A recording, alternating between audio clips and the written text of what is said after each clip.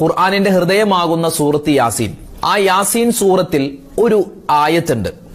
അതൊരു ആയത്താണ്, പക്ഷെ അത് നമുക്കൊരു ദിക്റാണെന്ന നിലയിലും ഓതാൻ പറ്റുന്ന ഒരു ആയത്താണത്.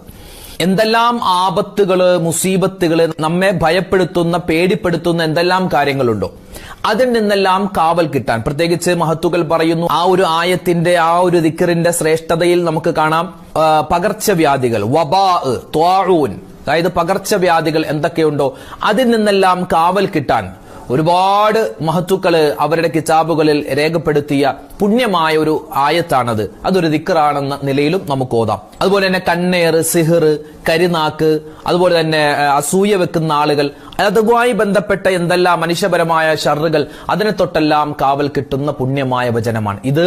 നമുക്ക് എല്ലാ ദിവസവും ഒരുപാട് വട്ടം, കൃത്യമായ എണ്ണൊന്നും നോക്കണ്ട, ഇങ്ങനെ പറഞ്ഞോ ഒരുപാട് വട്ടം പറഞ്ഞാൽ ഇൻഷാ അള്ളാഹ് ഒരുപാട് നേട്ടമാണ്. നമുക്ക് കുറച്ചു നേരം അതൊന്ന് പറഞ്ഞാൽ, പ്രത്യേകിച്ച് ഇന്നത്തെ കാലത്ത് പടർന്നു പിടിക്കുന്ന ഒരുപാട് വൈറസുകളുണ്ട്. ആ വൈറസുകളിൽ നിന്നെല്ലാം ഇപ്പോൾ പകർച്ചവ്യാധികൾ പടർന്നു പിടിക്കുന്നു. പിന്നെ ഇപ്പോൾ ഈ ചിക്കൻ ബോക്സ്, അതുപോലെ മുണ്ടുനീര് എന്ന് പറഞ്ഞൊരു അസുഖമുണ്ട്. മുണ്ടുനീര്, ഇങ്ങനെ ഈ കവിളിന്റെ ഭാഗം ഇങ്ങനെ വീർത്തു വരുന്ന, സ്കൂളുകളിൽ നിന്നും കുട്ടികൾക്ക് അങ്ങനെ ആ ഒരു പ്രയാസം വരുന്നു എന്ന് കേൾക്കുന്നുണ്ട്. അങ്ങനെ ഒരുപാട് പ്രശ്നങ്ങളും പ്രയാസങ്ങളൊക്കെ ഉള്ള സമയത്ത് നമുക്കിതിങ്ങനെ പറയാം.